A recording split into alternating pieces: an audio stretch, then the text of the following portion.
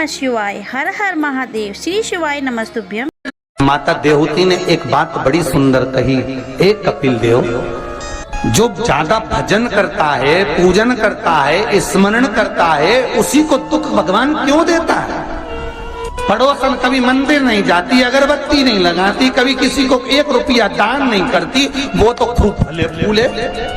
और हम तो सोमवार का व्रत करें, मंगलवार करें, एकादशी करें, द्वादशी करें, लोटा भर के पानी भी चढ़ाएं, तो भी दुख हमें क्यों मिलता है? बोलोरी जी जी सही है कि गलत है? उसका उत्तर कपिल देव जी महाराज ने दिया, मां सुनो, जिस प्रश्न को आपने मुझसे करा, यही प्रश्न देवऋषि नारद ने भगवान विष्णु से करा। यही प्रश्न भगवान विष्णु से देवऋषि नारद ने करा कि जो मंदिर जाए, देवालय जाए, पूजन करे, अर्चना करे, पाठ करे, स्मरण करे, दुख उसी को क्यों मिलता है? और जो कभी मंदिर नहीं जाए, भगवान का भजन नहीं करे, उसके यहाँ तो 4 चांद लग जाते, खूब लक्ष्मी भगवान देता। नारद जी ने जैसे भगवान विष्णु से ये प्रश्न किया, तो भगवान विष्णु देवऋषि नारद से बोले, इसका उत्तर मैं बाद में दूंगा, पहले अपन दोनों ब्राह्मण के कपड़े पहनकर चल घूमने चलते। और देवऋषि नारद को ब्राह्मण के कपड़े पहना दिए, भगवान विष्णु ने ब्राह्मण के कपड़े पहन लिए, दोनों घूमने के लिए चल दिए। जाते जाते एक सेठ जी का दरवाजा मिला, एक बहुत बड़ा बंगला, बहुत बड़ा घर, और वहां जाकर भगवान विष्णु ने नारद जी से कहा, भूख लग रही, कुछ मांग ले। सेठ जी क्या? नारद जी ने आवाज लगाई, भिक्षाम देही। सेठ जी निकल के बाहर आए, क्या है बाबा? हमें भूख लगी है, थोड़ा सा कुछ दे दीजिए। सेठ जी बोले, तेरा बाप रख के गया, दे दीजिए, निकल यहां से बाहर। आ गए भिखारी, भीख मंगे, चल निकलो यहां से बाहर। नारद जी के तो कांटे से खून नहीं। नारद जी भगवान विष्णु को देख रहे हैं, भगवान विष्णु नारद को देख रहे हैं। विष्णु जी ने नारद जी का हाथ पकड़ा, लेकर चल दिए वापस। नारद जी बोले, सेठ जी ने इतना अपमान करा, तुमने कुछ बोला नहीं? भगवान विष्णु ने दोनों हाथ उठाकर कहा, जा, तेरे यहाँ 4 चौगुना धन बढ़ जाए, तेरी दौलत और बढ़े, संपदा और बढ़े, तेरे पास में लक्ष्मी और बढ़े।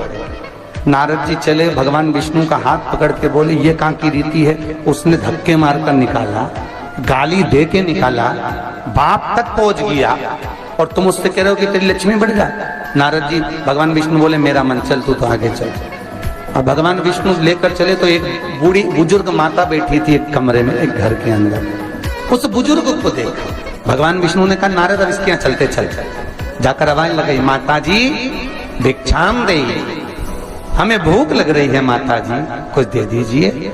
माता जी बोली, देखो बाबा, मेरे घर में खाने का तो कुछ भी नहीं है, बस एक गाय है, उस गाय की मैं सेवा करती हूँ, दूध मिलता है, वही दूध रखा हुआ है, तुम दोनों अंदर आ जाओ। और 2 आसन लगा दिए माता जी ने, दोनों को बिठा दिया। माता जी दोनों के लिए दूध लेकर आई, दे दिया। भगवान विष्णु और नारद चले। नारद जी बोले, कितनी अच्छी माता है, बिठा के दूध पिलाया, पानी पिलाया, और बस सेठ जी ने धक्के मारकर निकाल दिया। भगवान आशीर्वाद दो इस बूढ़ी माता को। भगवान विष्णु ने दोनों हाथ उठाकर कहा, जा, तेरी गाय मर जाए। अब तो और कांटे से खून नहीं। भगवान देवऋषि नारद ने कहा, प्रभु तुम्हारा ये स्वरूप मुझे बहुत बुरा लगा।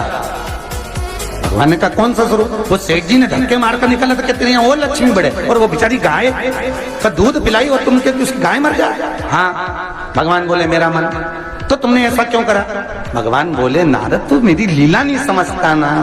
नारद जी बोले, कभी समझूंगा भी नहीं, पहले बताओ ये क्यों हुआ, लीला जाने दो, मुझे तो ये बताओ।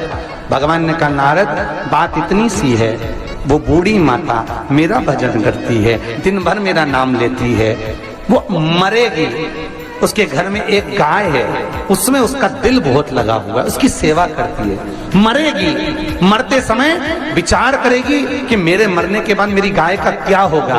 गाय की याद करते करते जब मरेगी तो उसको गाय की योनि मिल जाएगी, वो भगवान के पास नहीं आ पाएगी, विष्णु के पास नहीं आ पाएगी, इसलिए मैंने उसके मरने से पहले उसकी गाय को मार दी। नारद जी बोले, ये तो समझ में आ गया, पर अब ये बताओ कि वो सेठ जी को लक्ष्मी क्यों बढ़ाई? भगवान बोले, नारद उसको धन से बहुत प्रेम है, मैंने लक्ष्मी इसलिए बढ़ाने का आशीर्वाद दिया कि वो लक्ष्मी को जोड़ जोड़ के इकट्ठा कर कर कर जब मरेगा, वो लक्ष्मी और पैसे के चक्कर में जब मरेगा तो आखिरी में मरकर सांप बनकर उसी दौलत पे बैठा रहेगा। वैकुंठ में दरवाजा है, ये हमारे शास्त्र भी कहते हैं। शास्त्र को पढ़कर देखिए, वैकुंठ में दरवाजा मिलेगा, ब्रह्मलोक में दरवाजा मिलेगा, इंद्रलोक में दरवाजा मिलेगा, देवलोक में दरवाजा मिलेगा, पर दरवाजा नहीं मिलेगा तो भगवान शिव के द्वार पर, भगवान शंकर के द्वार पर। तुम तो गंगा जी के घाट पर रहते हो, गंगा के घाट पर जाकर देखना, कहीं कहीं शंकर जी का शिवलिंग रखा हुआ, वहां कोई दरवाजा ही नहीं है। ऐसे ही भोलेनाथ जी बैठे आराम से घाट पे, लोटा भरो डालो जाओ। और लोग गंगा जी नहाने के वाले गीले कपड़े से लोटा भर भर के भगवान शंकर को चढ़ा चढ़ू के वो जा रहा है। शंकर जी भी कह रहे ऐसी खुश रहो, बस आनंद हो, कोई दिक्कत नहीं, दिखावा मत करो, बस अड़भंगा है मेरा शिव। शिव के पास में दरवाजा नहीं है, शिव के पास में द्वार नहीं है, शिव के पास में खिड़की नहीं है। किसी ने पूछा भोलेनाथ जी तुम्हारे यहां दरवाजा नहीं है, दरवाजा बंद नहीं करते? शंकर भगवान बोलते हैं घर की मां, घर का बूढ़ा बाप दरवाजा बंद कर कर नहीं सोता, उसको मालूम है बेटा कभी भी आवाज लगा देगा तो माँ बाप को दौड़ कर आना पड़ेगा।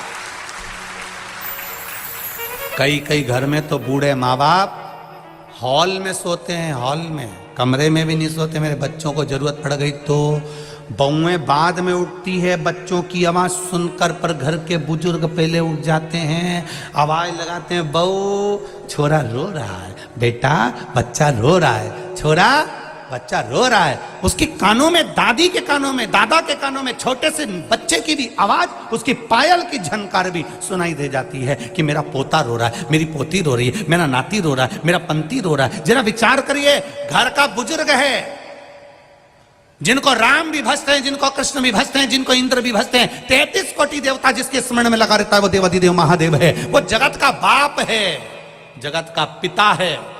वो मेरा शंकर ओघड़दानी हमारे घर का बुजुर्ग है, वो कभी नहीं सोता। आप पुकारोगे तुम्हारे सामने आकर खड़ा हो जाएगा।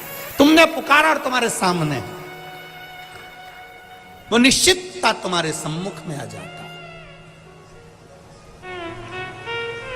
तुम्हारे सम्मुख में।